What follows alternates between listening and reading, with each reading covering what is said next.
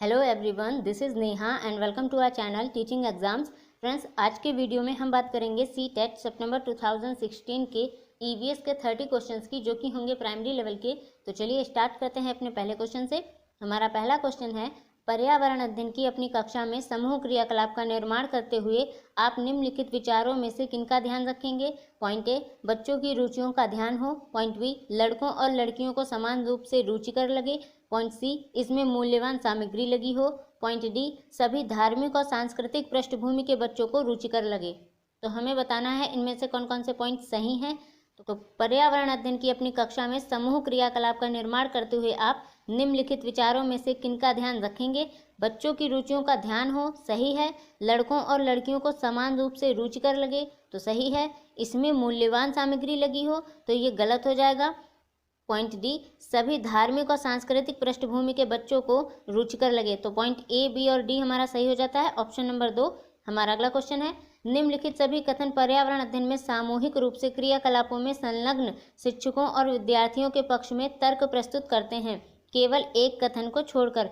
वह कथन कौन सा है। नंबर 1, बच्चे परस्पर सामंजस्य और सहयोग करना सीखते हैं। नंबर 2, बच्चे दूसरे बच्चों से बात और बहस करने से अधिक सीखते हैं। नंबर 3, समूह क्रियाकलापों की वजह से बच्चे अंक उपलब्धि में अच्छा सुधार प्रदर्शित करते हैं। नंबर 4, प्राणों के समर्थन से बच्चों को अपनी क्षमता से अधिक ज्ञान के निर्माण में सहायता मिलती है। तो निम्नलिखित सभी कथन पर्यावरण अध्ययन में सामूहिक रूप से क्रियाकलापों में संलग्न शिक्षकों और विद्यार्थियों के पक्ष में तर्क प्रस्तुत करते हैं, केवल एक कथन को छोड़कर। तो वह कथन कौन सा होगा। देखिए, बच्चे परस्पर सामंजस्य और सहयोग करना सीखते हैं। तो बच्चे जब सामूहिक रूप से क्रियाकलाप करेंगे तो परस्पर सामंजस्य और सहयोग करना सीखेंगे, तो ऑप्शन नंबर 1 हमारा सही होता है। बच्चे दूसरे बच्चों से बात और बहस करने से अधिक सीखते हैं। बच्चे जब एक दूसरे से बात करेंगे, उनसे वाद विवाद करेंगे, बहस का मतलब यहाँ पर वाद विवाद से लीजिए। तो बच्चे जब एक दूसरे से बात करेंगे, वाद विवाद करेंगे, तो उनका कम्युनिकेशन स्किल डेवलप होगा, तो वो एक दूसरे से सीखेंगे, तो ये भी सही होता है। समूह क्रियाकलापों की वजह से बच्चे अंक उपलब्धि में अच्छा सुधार प्रदर्शित करते हैं, तो ये भी सही है। प्राणों के समर्थन से बच्चों को अपनी क्षमता से अधिक ज्ञान के निर्माण में सहायता मिलती है, तो ये गलत होगा, क्योंकि प्राणों का समर्थन विद्यालय पर्यावरण से संबंधित नहीं होता है। और हमें यहाँ पर बताना है किस कथन को छोड़कर, तो ऑप्शन नंबर 4 हमारा सही हो जाता है। हमारा अगला क्वेश्चन है, समूह कार्य से पर्यावरण अध्ययन कर रहे बच्चों की सामाजिक व्यक्तिगत विशेषताओं के आकलन के लिए निम्नलिखित में से कौन सा उपकरण सर्वाधिक उपयुक्त होगा। नंबर 1, दत्त कार्य। नंबर 2, कागज पेंसिल परीक्षण। नंबर 3, मौखिक प्रश्न। नंबर 4, निर्धारण मापनियां। तो समूह कार्य से पर्यावरण अध्ययन कर रहे बच्चों की सामाजिक व्यक्तिगत विशेषताओं के आकलन के लिए कौन सा उपकरण सर्वाधिक उपयुक्त होगा। तो ऑप्शन नंबर 3 हमारा सही हो जाएगा, मौखिक प्रश्न, क्योंकि मौखिक प्रश्न के जरिए हम समूह कार्य से पर्यावरण अध्ययन कर रहे बच्चों की सामाजिक व्यक्तिगत विशेषताओं का आकलन कर सकेंगे। दत्त कार्य, कागज पेंसिल परीक्षण और निर्धारण मापनियां से हम आकलन नहीं कर पाएंगे, इसीलिए ऑप्शन नंबर 3 हमारा सही हो जाता है, मौखिक प्रश्न। हमारा अगला क्वेश्चन है, नीचे पौधों के बारे में बच्चों के कुछ सहजानुभूत विचार दिए गए हैं, इनमें से कौन सा विचार वैज्ञानिक दृष्टि से ठीक है। नंबर 1, कुछ सब्जियां फल होती हैं। नंबर 2, बीज किसी पौधे का हिस्सा नहीं होते। नंबर 3, गाजर और बंद गोभी पौधे नहीं हैं। नंबर 4, घास पौधा नहीं है। तो हमें बताना है कि कौन सा विचार वैज्ञानिक दृष्टि से ठीक होगा। तो ऑप्शन नंबर 1 हमारा सही हो जाता है, कुछ सब्जियां फल होती हैं। कौन कौन सी, जैसे मान लीजिए टमाटर हो गया, खीरा हो गया, तो ये सब्जियां फल भी होती हैं, इसलिए ऑप्शन नंबर 1 हमारा सही होगा। हमारा अगला क्वेश्चन है, कक्षा 4 की एक शिक्षिका ने अपने विद्यार्थियों से कहा, कुछ वयोवृद्ध लोगों से यह पूछिए कि जब वे जवान थे तो क्या उन्होंने कुछ ऐसे पौधे देखे थे जो आजकल नहीं दिखाई पड़ते। उपरोक्त प्रश्न के पूछे जाने पर निम्नलिखित में से किस कौशल के आकलन की संभावना नहीं है। नंबर 1, चर्चा। नंबर 2, प्रश्न पूछना। नंबर 3, अभिव्यक्ति। या फिर नंबर 4, प्रयोग। तो कक्षा 4 की एक शिक्षिका ने अपने विद्यार्थियों से कहा, कुछ वयोवृद्ध लोगों से या पूछिए, यानी कि प्रश्न पूछने के कौशल का आकलन हो सकता है। फिर देखिए, कुछ वयोवृद्ध लोगों से या पूछिए कि जब वे जवान थे तो क्या उन्होंने कुछ ऐसे पौधे देखे थे जो आजकल नहीं दिखाई पड़ते। तो इस प्रश्न में चर्चा भी सम्मिलित है और अभिव्यक्ति भी सम्मिलित है, लेकिन प्रयोग नहीं सम्मिलित है। और हमें बताना है किस कौशल के आकलन की संभावना नहीं है। तो प्रयोग के कौशल की संभावना नहीं है, तो ऑप्शन नंबर 4 हमारा सही हो जाएगा। हमारा अगला क्वेश्चन है, एक शिक्षक प्रत्येक बच्चे को अपने घरों की रद्दी सामग्री से कुछ उपयोगी वस्तु बनाने को कहता है। शिक्षक का शैक्षिक अभिप्राय नहीं है, नंबर 1 कूड़े से बनी श्रेष्ठ वस्तुओं की प्रदर्शनी आयोजित करना। नंबर 2 कक्षा के श्रेष्ठ विद्यार्थी के बारे में निर्णय करना। नंबर 3 बच्चों में सृजनशीलता का विकास करना। नंबर 4 बच्चों को पुनश्चक्रण, पुनः प्रयोग और रूपांतरण को समझने देना। तो एक शिक्षक प्रत्येक बच्चे को अपने घरों की रद्दी सामग्री से कुछ उपयोगी वस्तु बनाने को कहता है। शिक्षक का शैक्षिक अभिप्राय नहीं है। तो ऑप्शन नंबर 2 हमारा सही हो जाएगा। कक्षा के श्रेष्ठ विद्यार्थी के बारे में निर्णय लेना, कूड़े से बनी श्रेष्ठ वस्तुओं की प्रदर्शनी आयोजित करना, बच्चों में सृजनशीलता का विकास करना, बच्चों को पुनश्चक्रण, पुनः प्रयोग और रूपांतरण को समझने देना, ये सब सकारात्मक हैं, बच्चों को प्रेरित करेंगे। लेकिन कक्षा के श्रेष्ठ विद्यार्थी के बारे में निर्णय करना ये गलत होगा, इसलिए ऑप्शन नंबर 2 हमारा यहाँ पर सही हो जाता है, क्योंकि हमें बताना है कि शिक्षक का शैक्षिक अभिप्राय नहीं है, तो ऑप्शन नंबर 2 नहीं है। हमारा अगला क्वेश्चन है, निम्नलिखित प्रश्नों को पढ़िए। पॉइंट ए, मैंने क्रियाकलाप की योजना कितनी अच्छी बनाई। पॉइंट बी, मैंने योजना का अनुसरण कितना अच्छा किया। पॉइंट सी, मेरी शक्तियाँ क्या थी। पॉइंट डी, मुझे सचमुच कठिन क्या लगा। ऊपर दिए गए 4 प्रकार के प्रश्नों के उत्तरों से होगा। नंबर 1 बच्चों और शिक्षकों दोनों का स्व आकलन। नंबर 2 शिक्षक द्वारा समग्र आकलन। नंबर 3 बच्चों का स्व आकलन। नंबर 4 शिक्षकों का स्व आकलन। तो मैंने क्रियाकलाप की योजना कितनी अच्छी बनाई, मैंने योजना का अनुसरण कितना अच्छा किया, मेरी शक्तियाँ क्या थीं, मुझे सचमुच कठिन क्या लगा। तो इन चारों प्रकार के प्रश्नों के उत्तरों से बच्चों का और शिक्षकों का दोनों का स्व आकलन होगा, तो ऑप्शन नंबर 1 हमारा सही हो जाएगा। हमारा अगला क्वेश्चन है, पर्यावरण अध्ययन की पाठ्य पुस्तक में प्रयुक्त भाषा। नंबर 1 परिभाषाओं पर बल देते हुए औपचारिक बनाई जानी चाहिए। नंबर 2 तकनीकी और औपचारिक होनी चाहिए। नंबर 3 बच्चे की दिन प्रतिदिन की भाषा से संबद्ध होनी चाहिए। नंबर 4 रूखी और बच्चों के द्वारा समझने में कठिन होनी चाहिए। तो पर्यावरण अध्ययन की पाठ्य पुस्तक में प्रयुक्त भाषा बच्चे की दिन प्रतिदिन की भाषा से संबद्ध होनी चाहिए। ऑप्शन नंबर 3 हमारा सही होगा, क्योंकि जब वह दिन प्रतिदिन की भाषा से संबद्ध होगी तो बच्चे सरलता से सीखेंगे और रुचि लेकर सीखेंगे। ठीक है, हमारा अगला क्वेश्चन है, एक शिक्षक अपने विद्यार्थियों को विभिन्न पशुओं के चित्र देता है और उन पशुओं पर रंग भरने को कहता है जो हमारे घरों में नहीं रहते। इस क्रियाकलाप का उद्देश्य क्या है। पॉइंट ए सृजनात्मकता का विकास करना। पॉइंट बी अवलोकन का विकास करना। पॉइंट सी वर्गीकरण कौशल का विकास करना। पॉइंट डी डाटा संग्रह का विकास करना। तो एक शिक्षक अपने विद्यार्थियों को विभिन्न पशुओं के चित्र देता है और उन पशुओं पर रंग भरने को कहता है जो हमारे घरों में नहीं रहते। इस क्रियाकलाप का उद्देश्य क्या होगा। सृजनात्मकता का विकास करना, सही है। अवलोकन का विकास करना, सही है। वर्गीकरण कौशल का विकास करना, सही है। डाटा संग्रह का इससे कोई लेना देना नहीं, तो पॉइंट डी हमारा गलत हो जाता है। तो ए, बी और सी, ऑप्शन नंबर 3 हमारा सही हो जाता है। देखिए, जब शिक्षक अपने विद्यार्थियों को विभिन्न पशुओं के चित्र देता है और उन पशुओं को रंग भरने को कहता है जो हमारे घरों में नहीं है, तो इससे बच्चे का सृजनात्मकता का विकास होगा। अवलोकन करना सीखेंगे, अलग अलग पशुओं के बारे में जानेंगे, उनका वर्गीकरण करना सीखेंगे। तो सृजनात्मकता का विकास, अवलोकन का विकास, वर्गीकरण कौशल का विकास उनका होगा।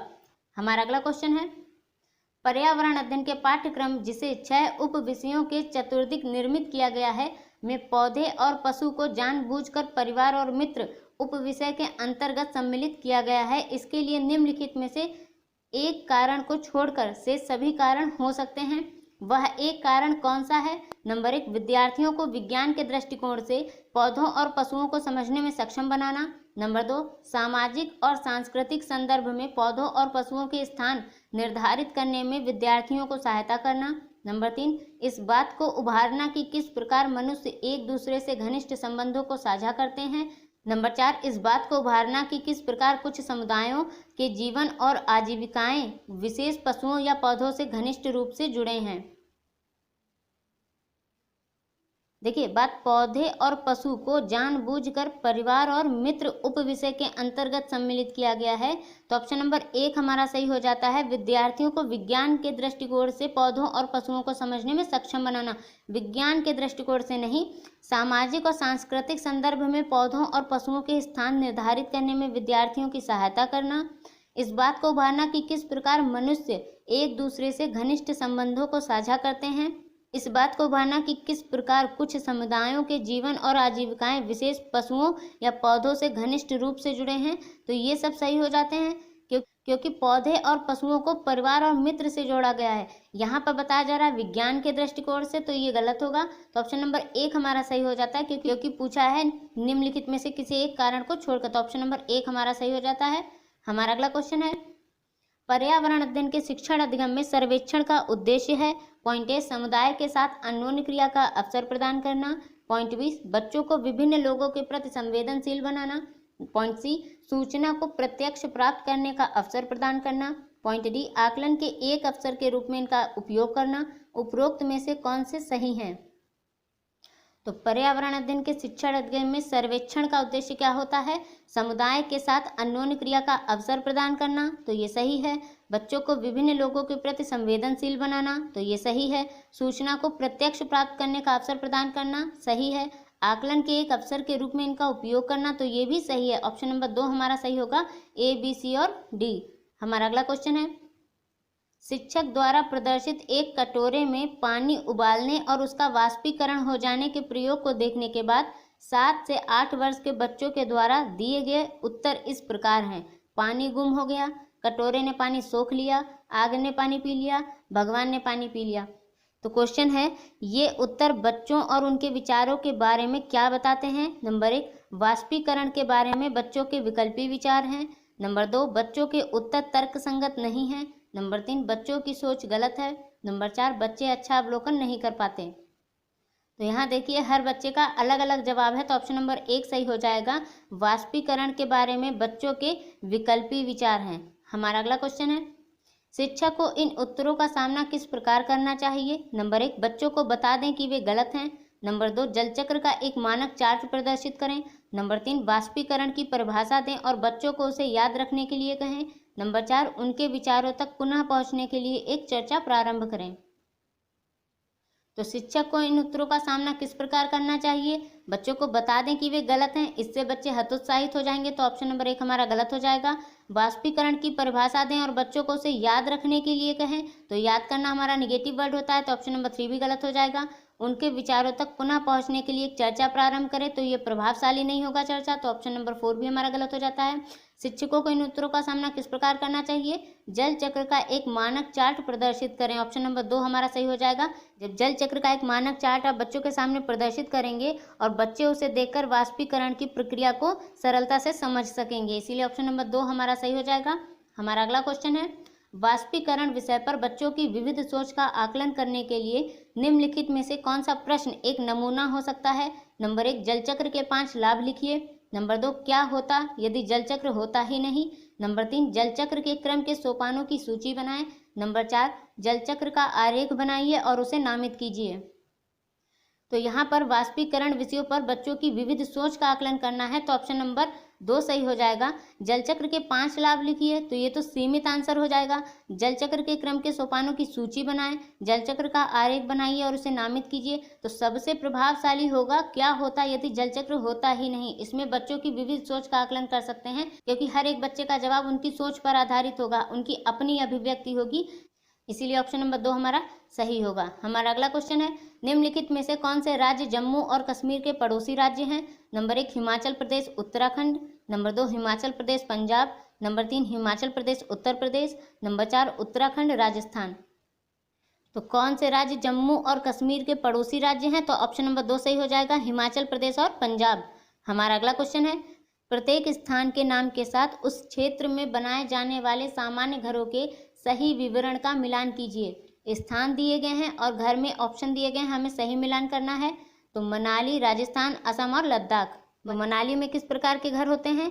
पत्थर या लकड़ी से बने ढालू छतों वाले घर, यानी कि 2। ठीक। राजस्थान में किस प्रकार के घर होते हैं? मिट्टी के घर जिनकी छतें कटीली झाड़ियों से छाई होती हैं। ठीक है। असम में किस प्रकार के घर होते हैं? बांस के खंभों पर बने ऊंचे उठे हुए घर, क्योंकि वहां वर्षा ज्यादा होती है, तो ये पॉइंट सी। फिर लद्दाख में कैसे घर होते हैं? पत्थर के बने घर जिनके फर्श और छतें लकड़ी की बनी होती हैं, तो ये पॉइंट डी, यानी कि 2, 4, 1 और 5। 2, 4, 1, 5, यानी कि ऑप्शन नंबर 3 हमारा सही हो जाता है। हमारा अगला क्वेश्चन है, पशुओं की त्वचा पर विविध पैटर्न यानी डिजाइन नंबर 1 उस जलवायु के कारण होते हैं जिसमें वे रहते हैं। नंबर 2 उनकी शारीरिक शक्ति को इंगित करते हैं। नंबर 3 परावर्तित प्रकाश के कारण होते हैं। या फिर नंबर 4 उनकी त्वचा पर बालों के कारण होते हैं। तो पशुओं की त्वचा पर विविध पैटर्न उनकी त्वचा पर बालों के कारण होते हैं, ऑप्शन नंबर 4 हमारा सही होगा। हमारा अगला क्वेश्चन है, जो व्यक्ति जंगल में कम से कम 25 वर्षों से रह रहे हैं उनका उस जंगल भूमि पर और उसमें पैदा होने वाली वस्तुओं पर अधिकार है। यह जनादेश किसके द्वारा दिया गया है? नंबर 1 संविधान अनुसूचित जाति आदेश संशोधन विधेयक 2012। नंबर 2 भारतीय जंगल अधिनियम 1927। नंबर 3 जंगल अधिकार अधिनियम 2007 या फिर नंबर 4 भूमि अधिग्रहण अधिनियम 1894। तो जो व्यक्ति जंगल में कम से कम 25 वर्षों से रह रहे हैं उनका उस जंगल भूमि पर और उसमें पैदा होने वाली वस्तुओं पर अधिकार है। यह जनादेश किसके द्वारा दिया गया है? तो ऑप्शन नंबर 3 सही हो जाएगा, जंगल अधिकार अधिनियम 2007।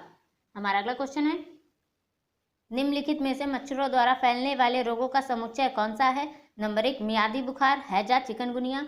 Number 2 malaria, HIV AIDS, dengue. Number 3 HIV AIDS, हैजा, डेंगू। नंबर 4 डेंगू, मलेरिया और चिकनगुनिया। तो मच्छरों द्वारा फैलने वाले रोगों का समुच्चय कौन सा है? तो ऑप्शन नंबर 4 सही होगा, डेंगू, मलेरिया और चिकनगुनिया। ये सब मच्छरों के द्वारा फैलने वाले रोग हैं। हमारा अगला क्वेश्चन है, घटपर्णी पौधा यानी कि निपेंथिस नंबर 1 का मुंह छोटी छोटी कंटियों से ढका होता है। नंबर 2 भारत में नहीं पाया जाता है। नंबर 3 मेंढकों, कीड़े मकोड़ों और चूहों को चालाकी से फंसाकर खा जाता है। नंबर 4 कीड़े मकोड़ों को आकर्षित करने के लिए उच्च तारत्व की ध्वनियां निकालता है। तो जो निपेंथिस पौधा है वो मेंढकों, कीड़े मकोड़ों और चूहों को चालाकी से फंसाकर खा जाता है। ऑप्शन नंबर 3 हमारा सही होगा। हमारा अगला क्वेश्चन है, नीचे दिए गए खाद्य पदार्थों के किस समुच्चय में लौह तत्व प्रचुर मात्रा में होता है? नंबर 1 आंवला पालक गुड़। नंबर 2 आंवला पालक आलू। नंबर 3 आंवला आलू टमाटर या फिर नंबर 4 बंद गोभी भिंडी गुड़। तो हमें बताना है किस समुच्चय में जो आयरन होता है वो प्रचुर मात्रा में होता है। तो ऑप्शन नंबर 1 सही होगा, आंवला पालक और गुड़। हमारा अगला क्वेश्चन है, हमारे देश के लगभग सभी भागों में मिर्च का उपयोग भोजन पकाने में किया जाता है। हमारे देश में मिर्च को लाने वाले व्यवसायी आए थे। नंबर 1 उज्बेकिस्तान से। नंबर 2 दक्षिण अमेरिका से। नंबर 3 अफगानिस्तान से या फिर नंबर 4 ऑस्ट्रेलिया से। तो हमारे देश में मिर्च को लाने वाले व्यवसायी आए थे दक्षिण अमेरिका से। ऑप्शन नंबर 2 हमारा सही होगा। हमारा अगला क्वेश्चन है, निम्नलिखित में से कौन सा पक्षी कैक्टस पौधे के कांटों के बीच अपना घोंसला बनाता है? नंबर 1 शक्करखोरा। नंबर 2 बया। नंबर 3 कलचड़ी या फिर नंबर 4 फाख्ता। तो कौन सा पक्षी कैक्टस पौधे के कांटों के बीच अपना घोंसला बनाता है? तो ऑप्शन नंबर 4 सही होगा, फाख्ता। हमारा अगला क्वेश्चन है, किसी पशु के विषय में नीचे दिए गए विवरण को पढ़िए और उस पशु को पहचानिए। यह भालू जैसा दिखता है परंतु भालू नहीं है। यह दिन के लगभग 17 घंटे वृक्षों की शाखाओं से उल्टे लटक कर सोता है। यह जिस वृक्ष पर रहता है उसकी पत्तियां खाता है।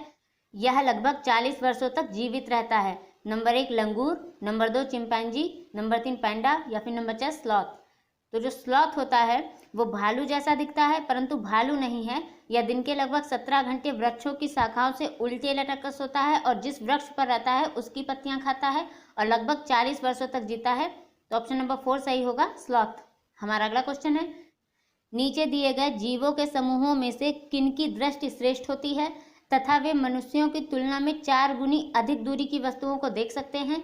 नंबर 1 बाघ, तेंदुआ, सांड। नंबर 2 सांप, रेशम की छिपकली। नंबर 3 चील, गरुड़, गिद्ध या फिर नंबर 4 मधुमक्खी, मच्छर, तितली।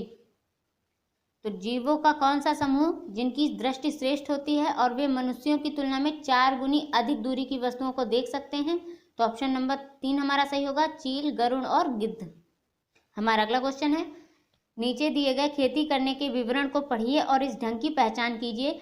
एक फसल को काटने के पश्चात खेत को कुछ वर्षों के लिए खाली छोड़ दिया जाता है, उसमें कुछ भी नहीं उगाया जाता है।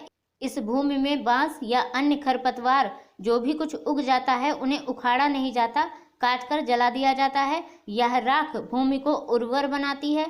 जब यह भूमि खेती के लिए तैयार हो जाती है तब उसे हल्का सा खोदा जाता है, भूमि को जोता नहीं जाता और उस पर बीज छिड़क दिए जाते हैं।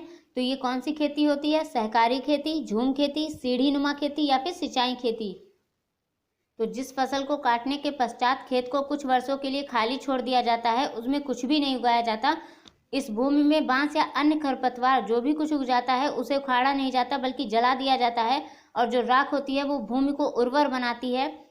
और जब यह भूमि खेती के लिए तैयार हो जाती है तब उसे हल्का सा खोद दिया जाता है, जोता नहीं जाता और उस पर बीज छिड़क दिए जाते हैं। तो इस खेती को कहते हैं झूम खेती। ऑप्शन नंबर 2 हमारा सही होगा। हमारा अगला क्वेश्चन है, जब कोई सपेरा अपने वाद्य यंत्र बीन को बजाता है तो सांप उसकी ध्वनि पर अपने सिर को इधर उधर घुमाता है। आपके विचार से सांप वाद्य यंत्र के प्रति अनुक्रिया कैसे कर रहा है? नंबर 1, उस वाद्य यंत्र द्वारा उत्पन्न कंपनों के प्रति अनुक्रिया करके। नंबर 2, उस वाद्य यंत्र को सूंघकर। नंबर 3, उस वाद्य यंत्र की ध्वनि को सुनकर। या फिर नंबर 4, उस वाद्य यंत्र की गति को देखकर। तो सांप वाद्य यंत्र के प्रति अनुक्रिया कैसे कर रहा है? तो ऑप्शन नंबर 1 सही होगा, उस वाद्य यंत्र द्वारा उत्पन्न कंपनों के प्रति अनुक्रिया करके। हमारा अगला क्वेश्चन है, परिवार एक इकाई होता है जिसमें माँ, पिता और उनके 2 बच्चे होते हैं। यह कथन नंबर 1 सही नहीं है, क्योंकि इस कथन में यह स्पष्ट करना चाहिए कि बच्चे जैविक होते हैं। नंबर 2 सही नहीं है, क्योंकि परिवार कई प्रकार के होते हैं तथा परिवार का केवल एक ही प्रकार में वर्गीकरण नहीं किया जा सकता। नंबर 3 सत्य है, क्योंकि यह किसी आदर्श परिवार का आकार है। नंबर 4 सत्य है, क्योंकि सभी भारतीय परिवार इसी प्रकार के होते हैं। तो परिवार एक इकाई होता है जिसमें माँ, पिता और उनके 2 बच्चे होते हैं, यह कथन सही नहीं है, क्योंकि परिवार कई प्रकार के होते हैं तथा परिवार का केवल एक ही प्रकार में वर्गीकरण नहीं किया जा सकता। ऑप्शन नंबर 2 हमारा सही होगा। हमारा अगला क्वेश्चन है, मानवों के पेट में अमाशय रस की प्रकृति कैसी होती है और वह भोजन के पाचन में सहायता करता है? नंबर 1 उभयधर्मी। नंबर 2 उदासीन। नंबर 3 अम्लीय। या फिर नंबर 4 क्षारीय। तो मानवों के पेट में अमाशय रस की प्रकृति अम्लीय होती है। ऑप्शन नंबर 3 हमारा सही होगा। हमारा अगला क्वेश्चन है, कक्षा 3 के एक शिक्षक ने अपने बच्चों को निम्नलिखित पेड़ों या पौधों की पत्तियों को विभिन्न वर्गों में वर्गीकृत करने को कहा, जैसे नींबू, आम, तुलसी, पुदीना, नीम, केला आदि। कुछ विद्यार्थियों ने पत्तियों का वर्गीकरण इस प्रकार किया। पॉइंट ए, दवाओं के गुणों वाली पत्तियों और दवाओं के गुण से रहित पत्तियां। पॉइंट बी, बड़ी पत्तियां और छोटी पत्तियां। शिक्षक ने समूह ए को सही माना और समूह बी को गलत। निम्नलिखित कथनों में से कौन सा कथन अधिगम प्रतिबिंबित करता है? नंबर 1, यह क्रियाकलाप पत्तियों से सूचना ग्रहण करने पर केंद्रित है, जिसका भिन्न अर्थ लगाया जा सकता है। नंबर 2, बच्चे बहुत प्रकार के संदर्भों को कक्षा में ले आते हैं, जिसकी सराहना होनी चाहिए। नंबर 3, अपने अनुभवों पर निर्भर करते हुए बच्चे वर्गीकरण के बहुत से तरीकों का उपयोग करते हैं।